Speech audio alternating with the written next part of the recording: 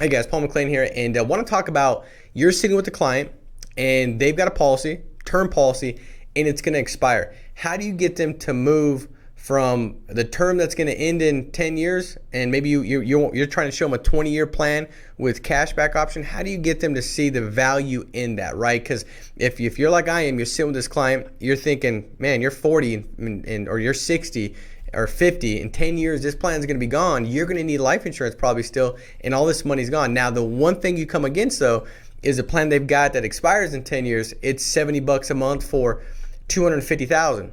You're showing them if it's 250,000, it's 350 bucks a month. So how do you communicate that to a client to get them to see it the way you see it? And so we'll jump in right into a story. Again, the best, most effective way to serve families and help them is through stories. So that way it doesn't come across like you're selling them. You're basically just telling them about the situation, giving them a story, getting them to live in that so they can experience it and feel what it's going to look like when those events take place and those outcomes happen. And then they're going to say, okay, got it. This makes sense. I'm willing to now move. I do believe that this is the best fit. So what does that look like? So if I'm sitting with a client, and let's just say in this situation, they're 50 years old, right?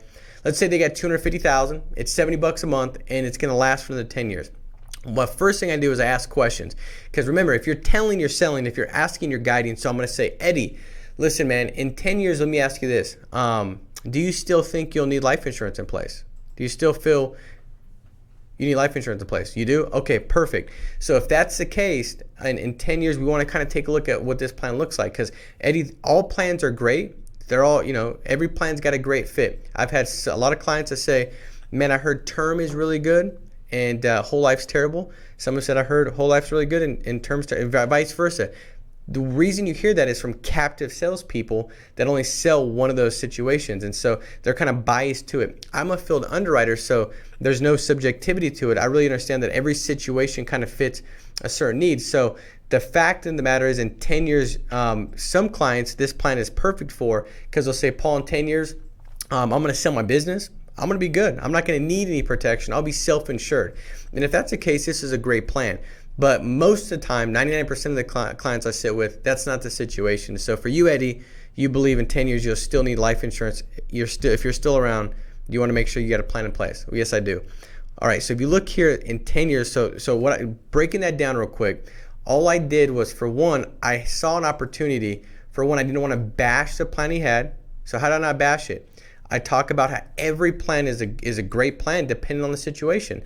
And in explaining that, which is, giving them information on that, I'm also telling them that I'm not a salesperson, I'm a field underwriter. And when I say, a lot of clients, they kind of hear different things, whole life and something term, but that's just captive salespeople that are kind of saying that because they're biased. That's all they sell. Now, both are good.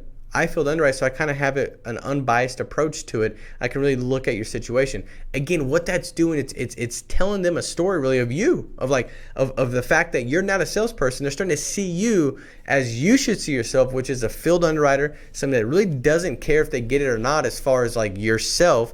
Your passion is tied to them getting it because they desperately need it, but it ain't about you, right? And that's the way you want them to see you as well. All right, so once I've moved into that and I've kind of laid the groundwork, I've not bashed it, but now I've got his eyes open to the fact that, man, there's a hole here. I do need protection for longer than 10 years. I'm now going to start to break down the reason why his price is so low, so that way when I show him something different, he's not like, well, I was on board until I saw that. Now I got sticker shock. Now it doesn't make sense. Now I'm just going to stay here.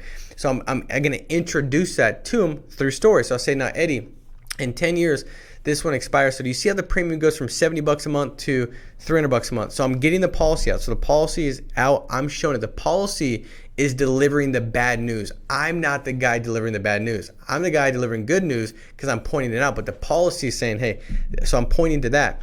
You can say, what if they don't have the policy? I call the company and I ask them, even if I know what's going to happen, I want them to hear it from the company because now they're tying that emotion they feel when they hear that bad news to the company, not to me. And I'm just the guy pointing out and also going to provide a solution. So I'll say, now, Eddie, the reason why it's so low cost now, it's 70, 80 bucks, is because 98% of the time, term policies don't pay out. They know what they're doing. They're insurance companies. Again, what I'm doing by saying that, it's intentional, is that it's me and you, Eddie, on the same side, and then the insurance companies. So the insurance companies know, they kind of, the mob knows, how you're going to die. Insurance companies know when you're going to die. It's an old thing I've heard, and it seems like that's the case. So they know that, odds are in 10 years you're still alive, Eddie, at the age of 60. They're going to keep all those premiums. So they're not really looking at this big death benefit, even if it's say 400 or 500 grand. They're not looking at that. They're looking at the premium they're going to keep. They're looking at the fact that they're going to keep $20,000 over that term period, because they're going to bet on 2%. They're going to bet on 98%. They know 98% certainty they're not going to have to pay out. And so that's how they do it. Now, when you look at mortality, right, and you do a 20-year plan for one, now that's going to cover you until you're 70. So the company knows that you're more likely to pass away from 60 to 70 by like 1,000-fold than you are from 50 to 60. Does that make sense, Eddie? He's going to say yes. I say that's why this premium goes up so much every year after this expires, and it's a yearly premium.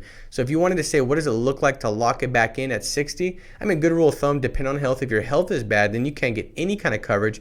But you just take a look. So from 60 to 90, let's just say 60 to 90, what would be the median premium? So let's look at 75. If it's $800 a month, I'd say it's $800 a month. Do you think you'd be able to sustain that? And Eddie, the answer is no. So now at age 60, you're having to drop it down dramatically down to like 50,000 to get a plan that's not going to expire before you expire, which at the end of the day, like we know, like you've said, in most every other family I sit with, they want to make sure the plan doesn't expire before they do. So this plan here, what most clients do in your situation is they'll lock down a plan that's from 50. At age 70, it's going to cover you a lot longer, right? So you have protection when you need it most, when the chances and likelihood of death is higher at 60 to 70, which is unprotected now. But the big thing too is at age 70, you get all that money back tax-free. So you could use that to either pay down a house early. You could use that to step into retirement with a better financial blueprint. You could also use that to be self-insured, meaning that at 70 now, you can go ahead and take that and say, hey, I don't need it. I'm going to roll that into a single payment whole life. They'll take that $30,000, $40,000, and they'll go ahead and put that into a plan that's going to give you $70,000 roughly paid up in full. You never make a payment. So now as you get into retirement, right, looking at this as a holistic standpoint, Eddie, which is what everybody does, is looking at your life in blocks of time. At 70, you're not going to need as much protection, right? But you still have coverage. You're not uninsured, unprotected. And also now when you're trying to consolidate and mitigate your expenses, you're able to do that because now there's no more premium.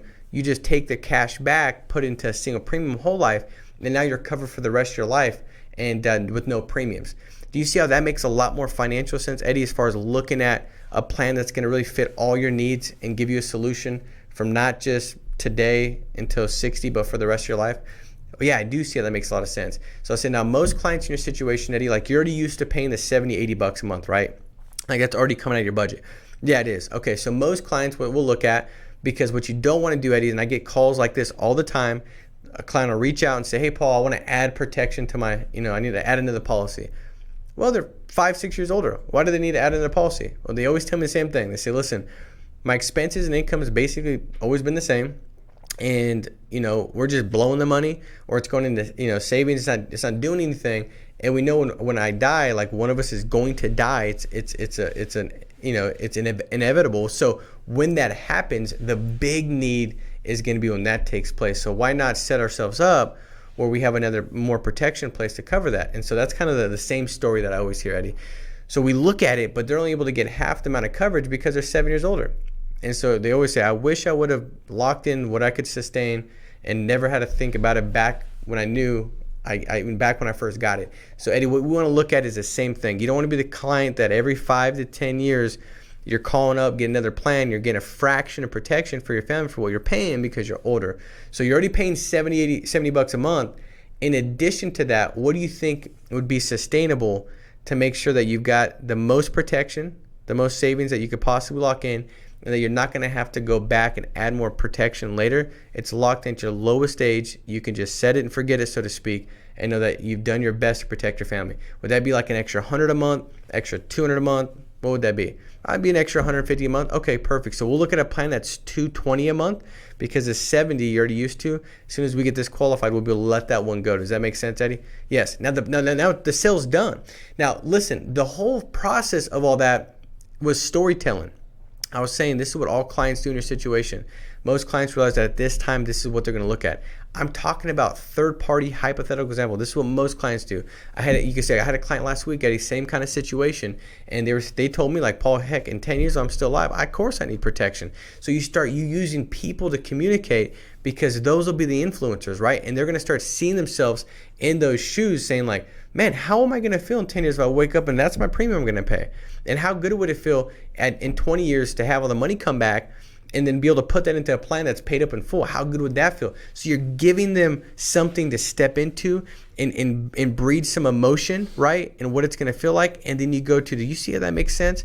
Well, yeah, they see it because you just told them a bunch of stories. They've been seeing themselves in it the whole time. And then you could go and move to the close. So I hope this makes sense. I hope it serves you well. Guys, go out there and crush it. Tell stories. And we'll talk to you soon. All right, take care. Bye-bye.